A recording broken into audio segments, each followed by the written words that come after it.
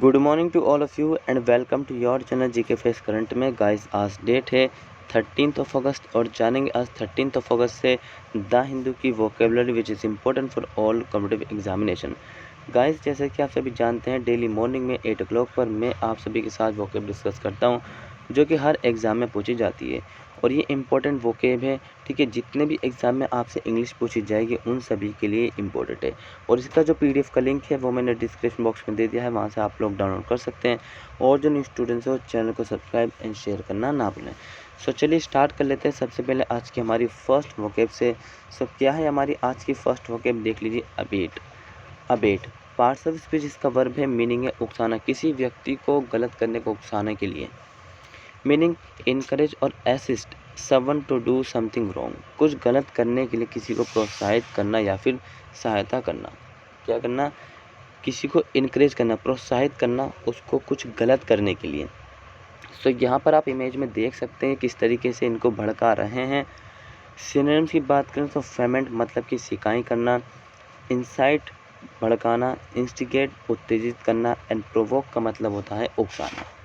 क्या? फेमेंट सिकाई करना, इंसाइट का मतलब होता है भड़काना, इंस्टिगेट उत्तेजित एंड प्रोवोक का मतलब होता है उकसाना। क्लियर है? एंटोनिम्स की बात करें तो कंस्ट्रेंट, कंस्ट्रेंट्स विवश या फिर मजबूर करना, रेस्ट्रेंट्स नियंत्रित करना, अले दूर, एंड सूद का मतलब होता है शांत। क्या है? कंस्ट्रेंट्स का मतलब क्या होता है? कंस्ट्रेंट्स का मतलब होता है विवश करना, मजबूर करना, रेस्ट्रेंट नियंत्रित करना, अले दूर किसी को मतलब कि दूर भगाना, साथ ही सूद का मतलब क्या होता है? शांत करना। एग्जाम्पल डिस्कस करें। Their actions were shown to abet terrorism, उनके कार्य को आतंकवाद को बढ़ावा देने के लिए दिखाया गया है। क्या किया गया? Their actions were shown to abet terrorism, तो उनके कार्य को आतंकवाद को बढ़ावा देने के लिए दिखाया गया है। सो आई होप फर्स्ट वन आपको समझ में आ गया होगा। हमने दो बार इनके हिंदी मीनिंग डिस्कस करें ताकि आप जो अपने ध्यान में रख लें। सो नेक्स्ट बात करते हैं इसकरी। पार्ट्स ऑफ स्पीच इसका वर्ब है, मीनिंग है घबराया हुआ, घबरा कर चलना, इसका मतलब घबरा कर चलना। तो यहाँ पे चलना भी लिखा है, इसको इधर कर लेते हैं। चलना लिखा मतलब कि कोई अगर तेज़ी से अचानक से अगर इसके पीछे कोई आ जाए, भेड़िया या शेर जो कि जिसका शिकार बनता हो, सो उसके लिए बहुत ही तेज़ी से और घबरा कर चलेगा। Of a person or an small animal move hurriedly with short quick steps, किसी व्यक्ति या पशु का जल्दी में तेज़ तेज़ चलना। क्या है? ऑफ अ पर्सन और small animal move hurriedly with short quick steps, किसी व्यक्ति या पशु का जल्दी में तेज़ तेज़ चलना। ठीक है। स्कम्पर भगदड़, स्केटल का मतलब होता है अग्रगिटी, डैश थोड़ा सा एंड रश का मतलब होता है क्या? जल्दबाजी। स्कैम्पर, स्कैम्पर का मतलब क्या होता है? भगदड़ी। ठीक है। और स्केटल अग्रगिटी, डैश थोड़ा सा एंड रश मतलब जल्दबाजी। सिनोनिम एंटोनिम्स की बात करें तो एम्बल टहलना, स्ट्रॉल तेज़ी से चलना, स्ट्रॉल मतलब कि क्या करना? तेज़ी से मतलब कि धीरे धीरे चलना। ठीक है। और क्रॉल का मतलब होता है घुटने के बल चलना। सेंटर मतलब शेर, कहते हैं ना जो शेर पे जाते हैं सुबह सुबह मॉर्निंग वाली वॉक पे, उसको। Example, I head to quickly scurry out of the park trying not to be spotted with shit all over my legs.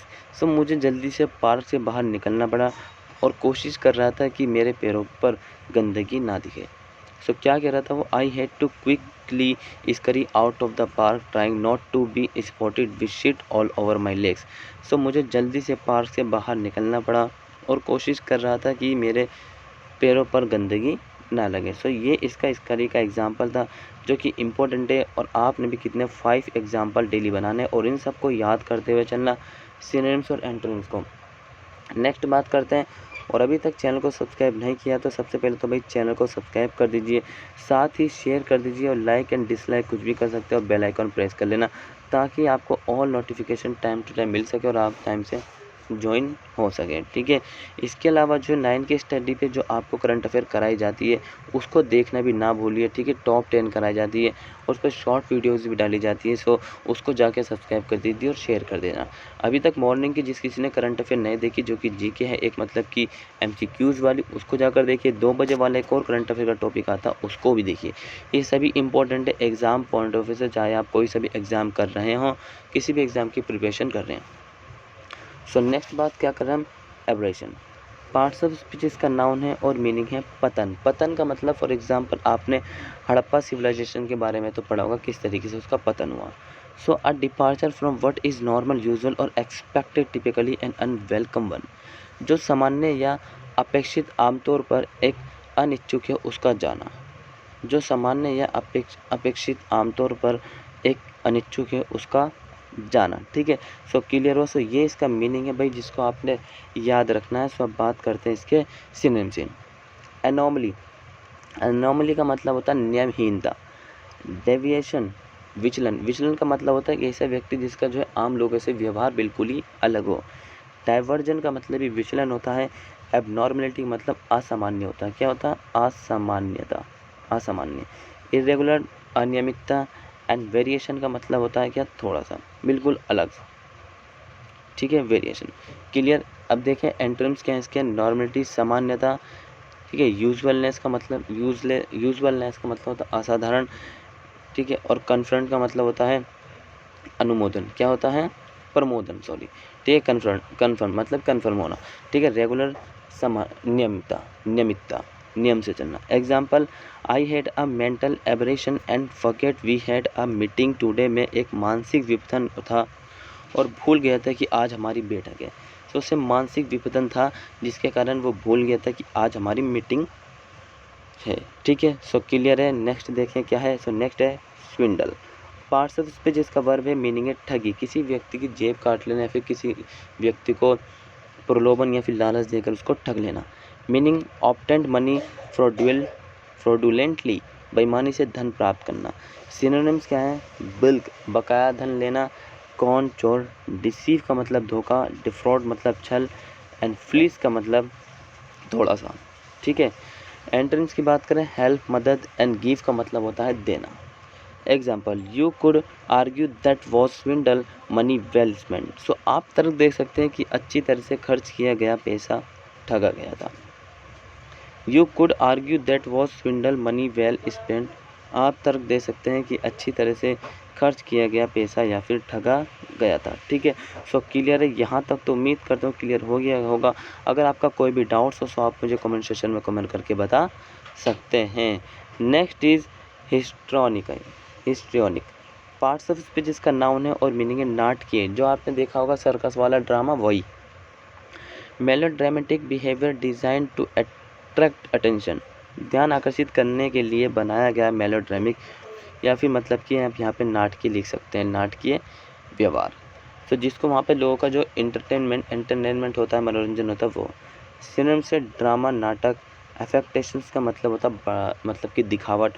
और एग्जैगरेटेड का मतलब होता है बड़ा कर दिखाना। ठीक है, फेशियल का मतलब होता है थोड़ा सा। ठीक है, फेशियल।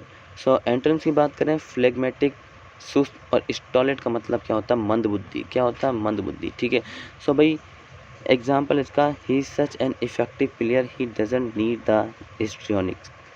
वे इतना प्रभावी खिलाड़ी है, उसे नाटकीय की ज़रूरत नहीं है। क्या है?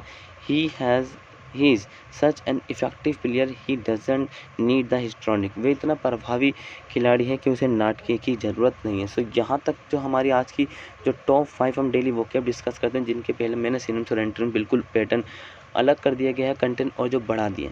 सो याद कर लेना इनको 2-4 बार पढ़कर, ठीक हो सके तो लिख लेना। और सेंटेंस एग्जाम्पल बनाना नहीं भूलना। सिर्फ आपने 5 एग्जाम्पल बनाने हैं और 5 ही वोकैब याद करनी है, जिससे कि एग्जाम्पल में 4 या फिर 3 नंबर पक्के हो जाते हैं। ठीक है, सो मिलेंगे नेक्स्ट क्लास में। तब तक के लिए till then take care, all the best, have a nice day. और चैनल को सब्सक्राइब लाइक जरूर कर देना। और जिसको शेयर करो उसको बोल देना वो भी शेयर करे। तब तक के लिए till then take care, all the best, have a nice day. Thank you for watching this video, all of you.